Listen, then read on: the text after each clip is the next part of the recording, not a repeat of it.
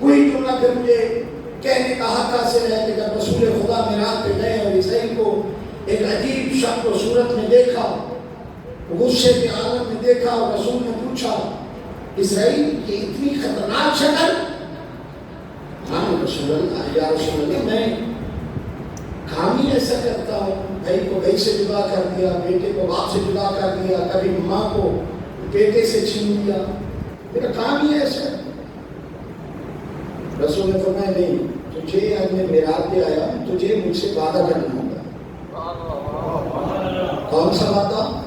کہ جب تو مومن کی روح خرچ کرنے جائے گا، یہ شکل بنا کے نہیں جا سکتا، یہ جو تیری خطرناک شکل ہے جس کو دیکھ کر انبیاء بھی بے ہوش ہو جاتے ہیں، حضرت ابراہیم بے ہوش ہوئے تھے اس کی شکل کو دیکھ کر۔ اب میں تفسیر میں کیا تو یہ موضوع رہ جائے گا، انبیاء بھی بے ہوش ہو جاتے ہیں، یہ شکل بنا کے تو نے میرے چاہنے والے کے پاس روح نکالنے نہیں جانا، آپ تجھے وعدہ کرنا ہوگا، خوبصورت شکل بنا کے جانا۔ یا رسول اللہ ٹھیک ہے، میں خوبصورت شکل میں نہیں ہوں گا، ڈرونی شکل میں نہیں جاؤں گا۔ اور دوسرا وعدہ یہ بھی کر کہ جب تک میرا چاہنے والا راضی نہیں ہوگا تو اس کی روح نہیں نکال سکتا۔ واجب بات ہو کہ کون راضی نہیں پڑے، اسرائیل آ کر روح کاٹی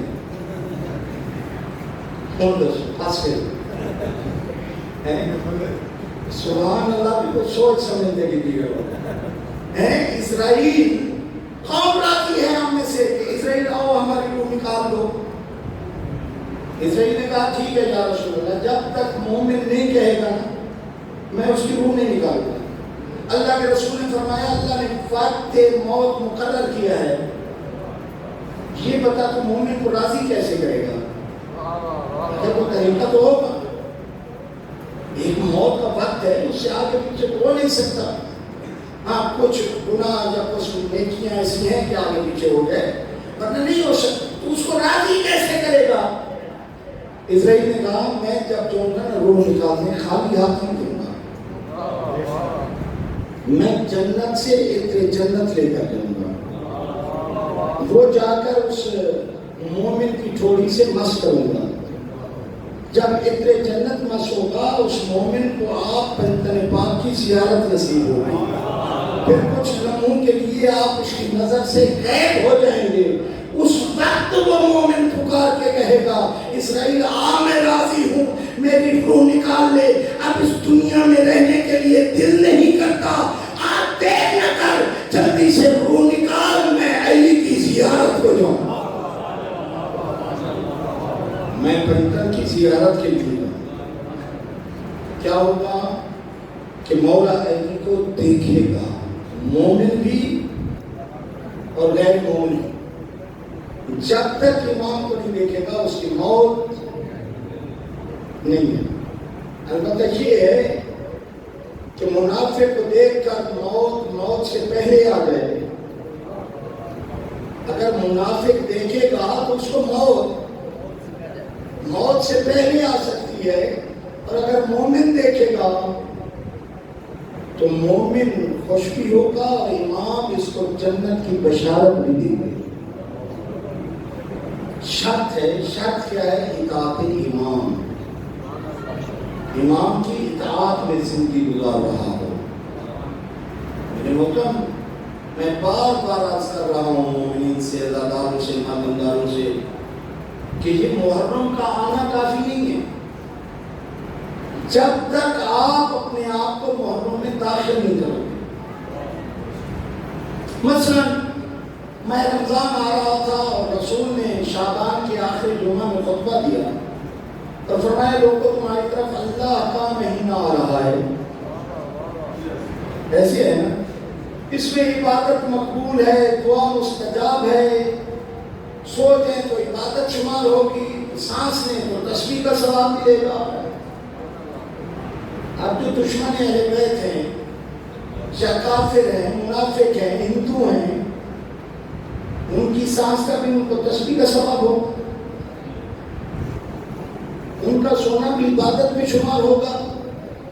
نہیں، شرط ہے عبادت اس کی شمار ہوگی، تسبیح اس کی شمار ہوگی جو اطاعت امام میں زندگی گزار رہا ہو۔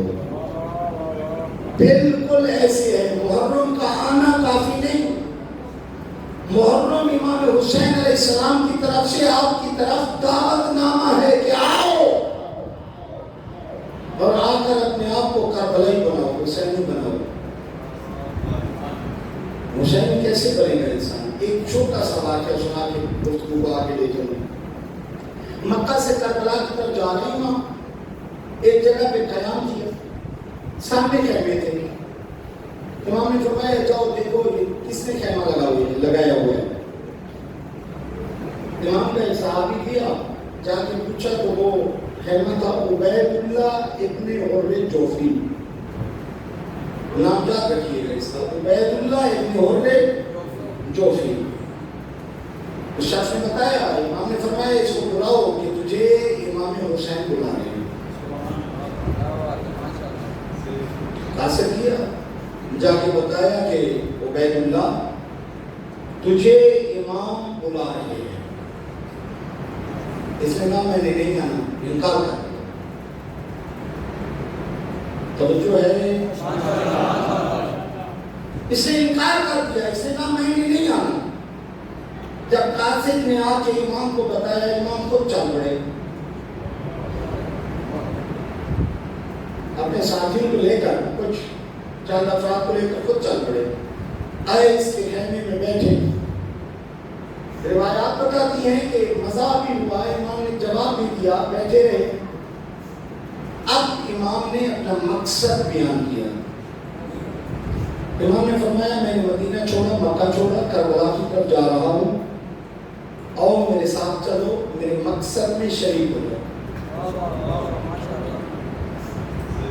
پتہ ہے اس نے آگے کیا کہا؟ اس نے کہا مولا مسئلہ یہ ہے کہ میں تو نہیں آ سکتا آپ کے ساتھ، البتہ کہ گھوڑا دے سکتا ہوں، یہ تیز رفتار ہے، اگر میں نے کسی کا پیچھا کیا تو وہ بھاگ کے جا نہیں سکتا، اگر میں بھاگا تو مجھے کوئی مل نہیں سکتا، یہ گھوڑا آپ کو دیتا ہوں۔ میں پھر ایک چھوٹی سی مثال دوں، امام آپ کو کہیں کہ آؤ، اور آپ کہیں کہ مولا ہم یہ کار تو آپ کو دے دیتے ہیں، ہم نہیں آتے۔ اس نے کیا کہا؟ مولا میں نے نہیں آنا، آپ کو یہ گھوڑا دے دیتا ہوں۔ امام اٹھے، امام نے فرمایا نہ ہمیں تمہاری ضرورت ہے، نہ تمہارے گھوڑے کی ضرورت ہے۔ اب اٹھ کے امام نے قرآن مجید کی آیت کا ایک حصہ پڑھا۔ امام نے فرمایا ہم کبھی بھی گمراہ لوگوں کو اپنا قوت بازو نہیں بناتے، نہیں، نتیجے کی طرف تھوڑا سا چلیں، ہم گمراہ لوگوں کو اپنا بازو نہیں بناتے۔ جیسے عبید اللہ ابن حر جوفی کے لیے تھا، جب قیامت تک آنے والے تمام مومنین کے لیے ہے، یا یوں کہوں کہ جو امام حسین کے آنے سے حسینی نہ بن سکا، بات تھوڑی سی سخت ہے، امام اس کو کربلائی بنانا چاہتے، امام اس کو حسینی بنانا چاہتے، امام اس کو دعوت دے رہے ہیں آؤ، لیکن اس نے لبیک نہ کہا۔ امام نے کہا کہ گمراہ لوگوں کو ہم اپنا بازو نہیں بناتے، جو امام حسین کے آنے سے حسینی نہ بن سکا، تو لوگ محرم کے آنے سے صرف حسینی کیسے بن سکتے ہیں؟ نہیں، محرم آپ کی طرف آ گیا ہے، امام کی دعوت کا مہینہ آپ کی طرف آ گیا ہے، ہمیں محرم میں اپنے آپ کو داخل کرنا ہوگا۔ عظیم جملے ہیں ایک عالم دین کے، تو فرماتے ہیں کہ کربلا اس عراق میں ایک شہر کا نام نہیں ہے، بلکہ کربلا ایک معنوی مفہوم کا نام ہے، اور وہ کیا ہے کہ کربلا ایک انقلاب کا نام ہے، اور انقلاب اسے کہتے ہیں کہ انسان اپنے آپ کو خواہشات نفسانی سے نکال کر مرضی حسین کے حوالے کر دے، یہ انقلاب ہے۔ اپنے آپ کو گناہوں کی دلدل سے نکال کر مرضی حسین کے حوالے کرے، مرضی حسین پہ لے کے آئے۔ یہ محرم آ گیا، عزاداری منی، عزاداری کے بعد جب آپ اٹھتے ہیں کربلا کی طرف رخ کریں گے۔ میری مائیں ہیں، بہنیں ہیں، بزرگان بیٹھے ہیں، نوجوان دوست ہیں، کربلا کی طرف رخ کر کے کہا کرو مولا میں عزاداری میں آیا شرکت کی، آپ راضی ہیں؟ آپ مجھ سے راضی ہیں؟ پڑھنے والے کی ذمہ داری ہے امام کو راضی کرے۔ جب حضرت سعید کو 13 یا 17 دن لگے تھے، اتنی وفا کی، اپنے سینے پہ تیر کھائے، اپنے بازوں پہ تیر کھائے، سعید کا ساتھ امام کے زانوں پہ ہو، اور سعید جملہ کیا کہہ رہا ہے؟ مولا کیا آپ راضی ہیں؟ مولا کیا میں نے وفا کی آپ سے؟ کیا آپ مجھ سے راضی ہیں؟ امام کا جملہ کیا تھا؟ امام نے فرمایا سعید تیری وفا کا پتہ اس دن چلے گا جب اللہ کا حکم ہوگا اے جوانان جنت کے سردار جنت میں داخل ہو جاؤ۔ سعید پہلے میں داخل نہیں ہوں گا، میرے آگے آگے تو ہوگا، پیچھے پیچھے حسین ہوگا۔ میرے محترم اپنے آپ کو خواہشات نفسانی سے نکال کر مرضی حسین کے حوالے کرنے کا نام ہے کربلا۔ کربلا ایک نظام ہے، کربلا ایک بہترین اللہ کا بنایا ہوا منصوبہ ہے جس میں حق و باطل کا فرق نظر آ رہا ہے۔ چلے تو بہت سارے تھے، کیا سارے حسینی بنے؟ نہیں، چلے اس لیے تھے بہت سارے کہ ان کو پتا تھا جنگوں میں مال غنیمت ملتا ہے، لڑتے کوئی اور ہیں، مال غنیمت کے حقدار ہم بھی مر جاتے ہیں، لیکن یہ وہ جنگ تھی جس میں مال غنیمت نہیں تھا۔ اس جنگ میں جا کر شہید ہونا ہے صرف، اس جنگ میں جا کر قربان ہونا ہے صرف۔ دیکھو اطاعت امام، آج بہت سارے سوال ہوتے ہیں جناب اطاعت امام کیسے ہوگی کہ ہم جو کی روٹی کھائیں، ہم ایک روٹی صبح کھائیں شام کو کھائیں، پیمن لگے کپڑے پہن لیں؟ نہیں میرے دوست، یہ امام نے اس کی رد فرمائی ہے۔ آپ تو سنتے ہیں نا یقیناً امام جو کی روٹی کھاتے ہیں، لیکن وسائل الشیعہ کی حدیث سے ایک شخص آیا، اپنے بھائی کی شکایت کی، کہنے لگا مولا میرا بھائی نہ اچھا کھانا کھاتا ہے نہ اچھا لباس پہنتا ہے۔ امام نے اس کے بھائی کو بلایا، امام نے فرمایا اچھا کھانا بھی کھاؤ اچھا لباس بھی پہنو۔ وہ کہنے لگا مولا آپ تو پیمن لگا لباس پہنتے ہیں، جو کی خشک روٹی کھاتے ہیں، اور مجھے فرما رہے ہیں کہ میں اچھا لباس پہنوں، میں تو آپ کی طرح لباس پہننا چاہتا ہوں، آپ کی طرح کھانا کھانا چاہتا ہوں۔ امام نے فرمایا تم ہم نہیں بن سکتے، ہم نے زندگی رعایا کے کمزور ترین فرد کے مطابق گزارنی ہوتی ہے۔ ہم جب تک حکومت میں بیٹھتے ہیں تو یہ اللہ سے ہمارا عہد ہوتا ہے کہ ہم نے رعایا کے کمزور ترین فرد کے مطابق زندگی گزارنی ہے۔ تو آپ میں عرض کروں کہ دولت مند ہونا عیب نہیں، آپ کے پاس زمین ہے، دولت ہے، بینک بیلنس ہے، دولت مند ہونا عیب نہیں ہے، دولت پرست ہونا عیب ہے۔ اگر دولت مند ہونا عیب ہوتا تو اللہ خدیجہ کے قصیدے میں پڑھتا، دولت پرست ہونا عیب ہے۔ یہ ذہنی جاتے ہیں، جا کے ذریعے کو بوسہ دیا واپس ہے، آپ نے جا کر مبارک دی کہ جناب زیارت کر کے آ گئے، بوسہ دے کے آ گئے، ذریعے کو بوسہ دیا ہے۔ اس کا وقت کتنا بلند ہوگا جس کی پیشانی کے بوسے عید ہیں، میثم تمار کی پیشانی پہ آ کر ایلی جیسی ہستی بوسے دے اور فرمائے میثم جا تو کوئی اور کام کرنا چاہتا ہے تو کر لے، تیری دکانداری بھی ایلی کرے گا۔ کسی نے دیکھا اور پوچھا مولا میثم کو بوسے دیتے ہیں آپ، اس کی پیشانی کو چومتے ہیں، اتنا پیار ہے آپ کو میثم سے، اس کا کون سا کردار ہے جو آپ کو پسند آ گیا؟ امام نے ایک ہی جملہ ارشاد فرمایا، امام نے فرمایا یاد رکھو سوال کرنے والوں، میثم کی ایک خوبی مجھے بہت پسند ہے۔ وہ کون سی خوبی ہے کہ میثم کماتا بھی حلال ہے، کھاتا بھی حلال ہے۔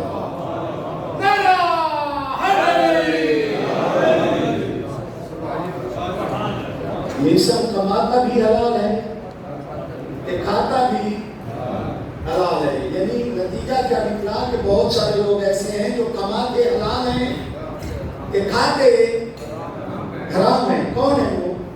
ہم 500 من آپ کی گندوں میں 200 من گھر لے کے آ گئے، ہے تو حلال، آپ کی اپنی زمین سے ہے بھئی، آپ اس زمین کے مالک ہیں، گھر لے کے آ گئے، کمائی تو حلال ہے لیکن اس کی زکات نہیں دی، آٹا بنوایا، روٹی بنی، کھانے کے لیے بیٹھ گئے، کمایا حلال ہے، کھا حرام ہے۔ میثم کماتا بھی حلال ہے کہ کھاتا بھی حلال ہے۔ اب چلیں اپنے جملے کی طرف۔ میرے محترم، جو حلال کھاتا ہے نا، اس کی اولاد سے مقدس یا بیری جیسے لوگ اٹھتے ہیں۔ جو حلال کھاتا ہے، حلال کماتا ہے، احمد نام ہے، والد کا نام محمد ہے، محمد کھیتی باڑی کرتے ہیں، ضروری نہیں صرف یہ جو تبلیغ کرنے والے ہوتے ہیں یہی سے آپ کو ایک نظر آتے ہیں، کسان نہیں، وہ کھیتی باڑی فصلیں اگاتے ہیں۔ ایک دن اپنی فصل میں پانی لگایا ہوا ہے، دیکھا کہ پانی میں ایک سیب تیرتا ہوا آیا، سیب اٹھایا دھو کے کھا لیا، جب کھا لیا تو پھر پچھتائے کہ اس کے مالک کا تو پتہ نہیں ہے، میں نے تو حرام کھا لیا۔ وہ جو پانی لگا ہوا تھا کھیتی کو، اس کو وہیں رہنے دیا، چل پڑے، جہاں سے پانی آ رہا تھا اس طرف چل پڑے۔ چلتے چلتے ایک سیب کا باغ ہے، ایک سیب کے درخت کی جو ٹہنی تھی وہ لٹکی ہوئی تھی نہر میں، سمجھ گئے کہ سیب یہیں سے گرا۔ اس کے مالک کو ڈھونڈا، جب مالک کو ڈھونڈا تو اسے بخشش کی درخواست کی کہ جناب یہ سیب آپ کے باغ سے آیا ہے، میں نے کھا لیا ہے، مجھے بخش دو۔ مالک بھی بڑا پرہیزگار آدمی تھا، اس نے کہا ٹھیک ہے بخش دیتا ہوں، لیکن میں آدھا بخش سکتا ہوں، آدھا نہیں۔ میں نے کہا کیوں؟ اس نے کہا آدھا حصہ ہے میرے بھائی کا، وہ رہتا ہے نجف، اسادہ برانا نے اسے ویسے ہی ہڑپ کر رہی، اسادہ ویسے ہی اور راتا ہوا تو مرنا قابل میں۔ وہ کیا کہہ رہا ہے کہ آدھا سے معاف کروں گا کہ یہ میرا ہے، آدھا سے اس کا مالک بیٹھا ہے نجف۔ اردبیل کہاں ہے؟ ترکی کے بارڈر پہ، ایران کا شہر ہے ترکی کے بارڈر پہ ساتھ، اور نجف کہاں ہے؟ عراق میں۔ جب محمد کو شخص نے کہا محمد پہ واپس گھر نہیں ہے، سیدھا وہاں سے چل پڑے نجف میں۔ نجف میں آئے، نجف میں اس شخص سے ملے، کہا کہ آدھا سے مجھے بخش دو۔ اس نے کہا شرط ہے۔ شرط کیوں رکھی اس نے؟ شرط اس لیے رکھی کہ وہ سمجھ گیا کہ یہ جو اردبیل سے چلا ہے، آدھا سے معاف کرانے ہے تو متقی ہے تو پرہیزگار، جڑا اردبیل کیوں سفر کر کے نجف پہنچ گئے۔ اس نے کہا میری ایک شرط ہے۔ کیا شرط ہے؟ کہا میری بیٹی جوان ہے، اس سے شادی کرو تو پھر سے معاف کر دیتا ہوں۔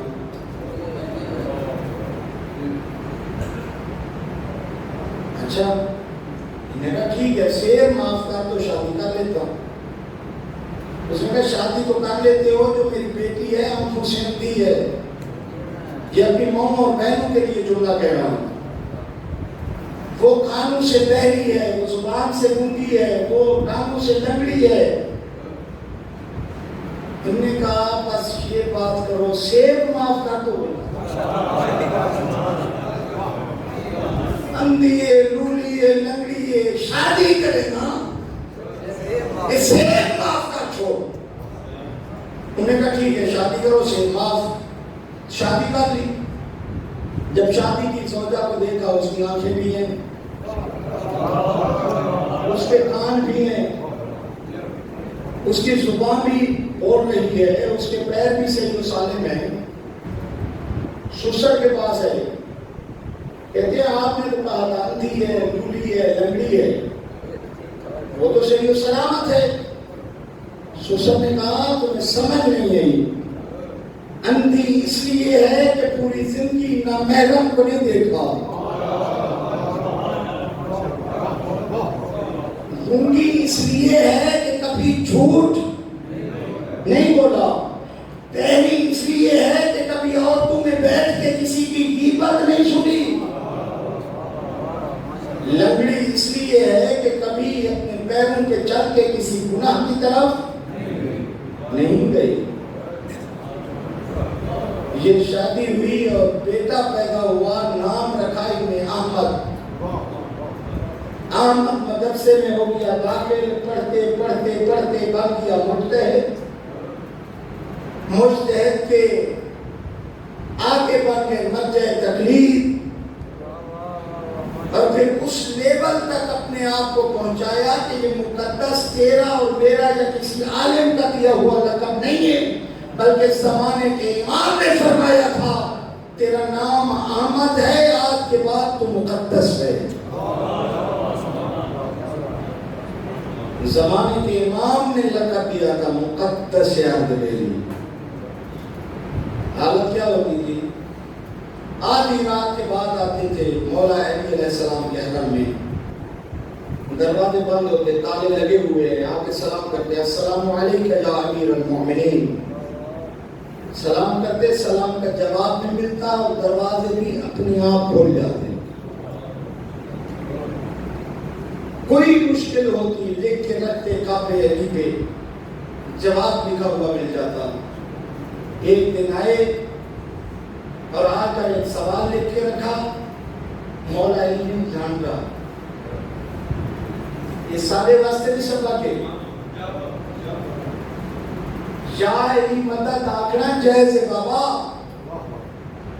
لیکن تھوڑا یہ سبا کہ صرف یا علی مدد دے نہ رہوں, زمانے دے امام کو بھی یاد کروں. مقدس بھی یہی, جب کوئی مشکل آتی تھی مولا علی کی قبر پہ, مولا نے فرمایا مقدس ہی نے ادھر آ جاتے ہو, ادھر کیوں نہیں جاتے جدھر تیرے زمانے کا امام ہے.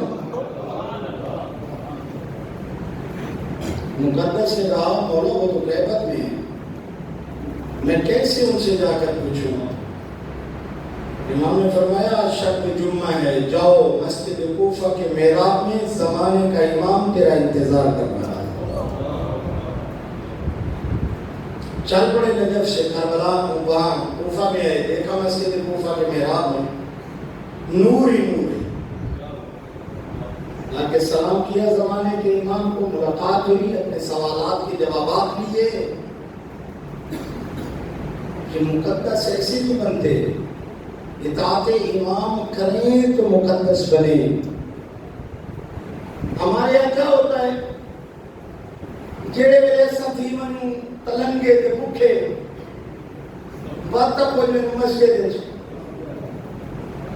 کدے مینوں مسجد بھی پہلی صف. یہ اج دی گل نہیں, رسول دے زمانے رسول پاک کے زمانے میں ایک شخص آیا, پہلی صف میں نماز پڑھتا تھا. عرض کرتا ہے یا رسول اللہ بھوکا ہوں, فاقے ہیں گھر میں. میں نے کہا نا کہ دولت مند ہونا ہے نہیں, یہ دولت پرست ہونا ہے. اور اصل میں جو ہے نا, دعا کیا کرو کہ اللہ رزق میں برکت ڈالے. ہم تو بالکل عام لفظ سمجھتے ہیں نا برکت، یہ برکت کے بڑے مفاہیم اور معنی ہیں. ہو سکتا ہے آپ کی ماہانہ آمدن ہو 10,000 کہ اللہ اسے پارے میں اتنی برکت کہ سارا مہینہ کھو کہ وہ ختم نہ کی گئی. کہ بندے دی آمدن ہوئے لاکھ روپیہ کہ برکت نہ ہوئے تو روڈ میں نہیں ہے منٹا ہے. رسول کی خدمت میں حاضر ہوا، یا رسول اللہ بھوکا ہوں فاقے ہیں. رسول پاک نے 4 درہم نکالے، فرمایا جاؤ یہ اپنا کاروبار شروع کرو. یعنی کہ ہمارے لیے بھی درس ہے، اگر آپ دولتمند ہیں، آپ کے پاس کوئی آتا ہے مانگنے کے لیے، کوئی رشتہ دار ہے، کوئی ہمسایہ ہے کہ جناب بھوکے ہیں، تو اس کو مچھلی نہ کھلاؤ، مچھلی کا شکار کرنا سکھاؤ. آئے میری 5,000 دے سو 15 دن بعد بات حاصل ہو سے نہیں، اس کو پیسے دو کہ جناب اپنا کاروبار شروع کرو. یہ ہاتھ پہ ہاتھ رکھ کے گھر میں نہ بیٹھو. برکت ڈالنا اللہ کا کام ہے، جاؤ کاروبار شروع کرو. رسول نے فرمایا جاؤ کہ 4 درہم میں کاروبار شروع کر. یہ کیا، کاروبار شروع کیا. کاروبار میں نفع ہی نفع، اضافہ ہی اضافہ. ادھر جیسے جیسے کاروبار میں اضافہ ہوتا گیا، ادھر پہلی صف سے دوسری صف، دوسری تو تیسری، تمہارے دل دی گل بھی آ گئی.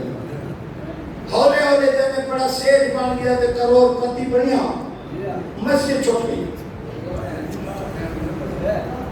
مسجد کا تھا 4-5 دن گزرے نہ آیا. رسول نے پوچھا جناب کو میرا پہلی صف کا نمازی سب سے پہلے آ کے بیٹھتا تھا، وہ اب آخری صف میں بھی نظر نہیں آتا، کہاں چلا گیا وہ؟ لوگ بھی کبھی پاس تمہیں نہیں ہوتے ہیں تو تب دیکھتے ہیں تم نے کیا وہ مان گیا ان کروڑ پتی وہ کو نماز دی کیڑی لوگ. رسول نے فرمایا آؤ آج چند ساتھی میرے ساتھ چلو، اس کے بعد چلتے ہیں. آگے جب اس کے پاس پہنچے رسول نے فرمایا بابا کیا ہو گیا، سناؤ کاروبار کدھر پہنچا؟ کہنے لگا اللہ کا بڑا کرم ہے، کروڑ پتی ہو گئے. رسول نے فرمایا وہ کروڑ پتی تو ہو گئے ہو تو وہ 4 درہم میرے موٹے ہوا. یہ مستند روایت ہے. وہ 4 درہم یہ کہنے لگا مولا آپ 4 درہم کی بات کرتے ہیں، اب تو میں 4,000 درہم آپ کو دینے کے لیے تیار ہوں. رسول نے فرمایا نہیں 4,000 درہم میں لوٹ کو نہیں، تو وہ 4 درہم دیتے ہیں. وہ 4 درہم رسول نے واپس لیے. آ گئے واپس، کاروبار کو لگ کے بریک، اس کو لگ کیا ریورس گیئر. آج کچھ نقصان، کل کچھ نقصان، پرسوں کچھ نقصان. اور ریورس گیئر ایک جانگا جو وقت مسجد کی پہلی صف. رسول نے نماز با جماعت ادا کرائی، پیچھے مڑ کے دیکھا تو رسول مسکرائے اور فرمایا آ گئے ہو. سب مسجد چھوڑ کے آئے کیویں؟ یا رسول اللہ تلنگے ہو گئے، بالکل بھوکے ہو گئے. رسول نے فرمایا یاد رکھ وہ تیرا کمال نہیں تھا کاروبار میں نفع، وہ میرے ان 4 درہم کی برکت تھی. ان 4 درہم کی برکت تھی کہ تو کروڑ پتی بن گیا تھا. لیکن اگر تم پہلی صف نہ چھوڑتا تو یہ برکت کبھی بھی ختم نہ ہوتی. یہ جو تم نے مسجد کو چھوڑا ہے، اللہ نے اس برکت کو بھی اٹھا لیا.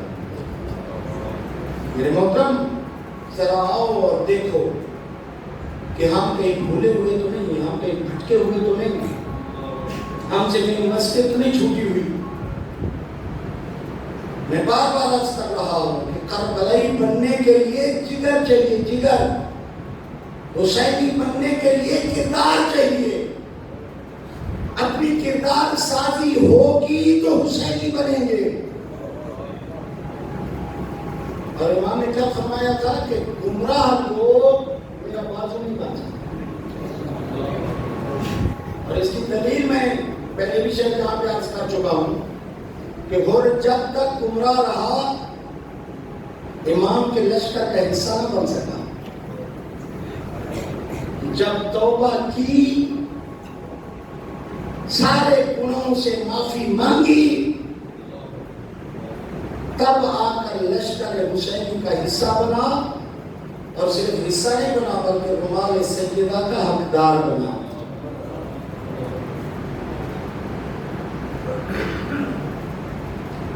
امام کا قافلہ چلا، اگلی منزل پہ امام نے دیکھا کہ ایک خیمہ اور لگا ہوا ہے، 2-4 خیمے ہیں. امام نے فرمایا اس کا پتہ کرو کون ہے. امام جانتے تھے، ساتھیوں کو بتانے کے لیے امام یہ فرماتے تھے کہ جاؤ دیکھو یہ کون ہے. ساتھیوں نے جا کے دیکھا، آج کہتے ہیں مولا یہ زہیر ابن قین. وہ پہلا کون تھا؟ عبید اللہ ابن الجوفی. تو نہ آیا، امام خود بلانے گئے نہ آئے. عجیب بات ہوتی ہے نا، امام بلائیں خود جا کر اور نہ آئے. امام نے فرمایا زہیر کو بلاؤ میرے پاس. یہ 4 آدمیوں کا قافلہ تھا، زہیر کی زوجہ، زہیر کا غلام اور زہیر کی زوجہ کا بھائی. دسترخوان لگا ہوا تھا، یہ کھانا کھانے کے لیے بیٹھے. زہیر نے پہلا لقمہ توڑا، ادھر قاصد حسین پہنچا. میں مولا حسین کا قاصد ہوں، آپ کو میرے آقا بلا رہے ہیں. جو ہی یہ بات سنی نا زہیر نے فوراً لقمہ رکھ دیا. لقمہ منہ میں نہیں ڈالا، لقمہ رکھا اور ایک جملہ کہا کہ جس کا خوف تھا وہ ہونے والا ہے. بیوی نے پوچھا کیا خوف تھا؟ کہا میں نیوٹرل رہنا چاہتا تھا، میں نہیں جانا چاہتا تھا کسی کی طرف سے بھی، لیکن اب کیونکہ امام نے بلا لیا ہے تو اب لبیک کہنا بھی مجھ پہ واجب ہے. بیوی نے کہا کیا ہوگا؟ کہا میں شہید ہو جاؤں گا. اب بیویاں بھی ایسی ہیں. بیوی نے کہا تو شہید ہو جائے گا، اس سے اور سعادت مندی تو کیا چاہتا ہے؟ آیا امام حسین علیہ السلام سے گفتگو ہوئی، امام نے اپنا مقصد بیان کیا. یہ تیار ہو گیا، ٹھیک ہے مولا میں آپ کے ساتھ چلتا ہوں. واپس آیا، بیوی سے کہا کہ تو کوفے چلی جا.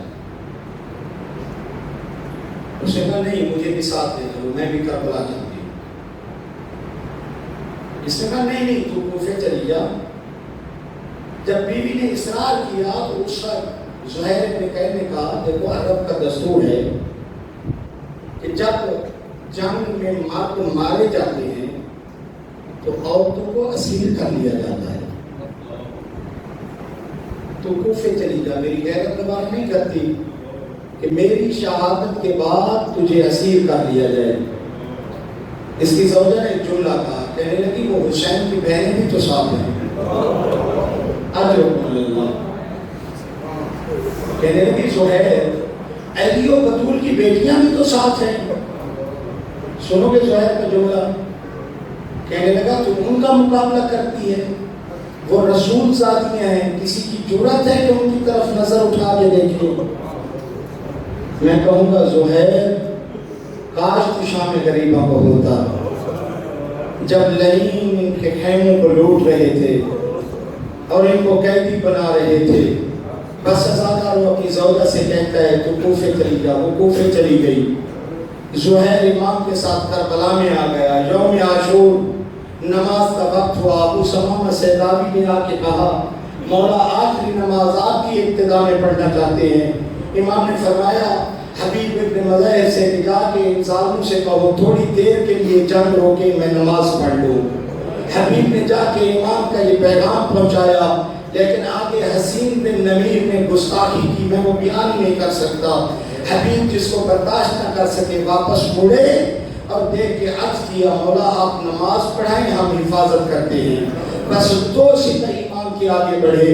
زہیر ابن قائن اور سعید ابن عبداللہ اپنے جسم پہ تیر کھا رہے ہیں, اپنے سینے پہ تیر کھا رہے ہیں. اور میں تو کہا کرتا ہوں کہ یہ دونوں مجاہد یہ کہہ رہے تھے اپنی روح سے کہ اے ہماری روح, ہمارے جسم کا ساتھ نہ چھوڑنا جب تک حسین کی نماز مکمل نہ ہو جائے.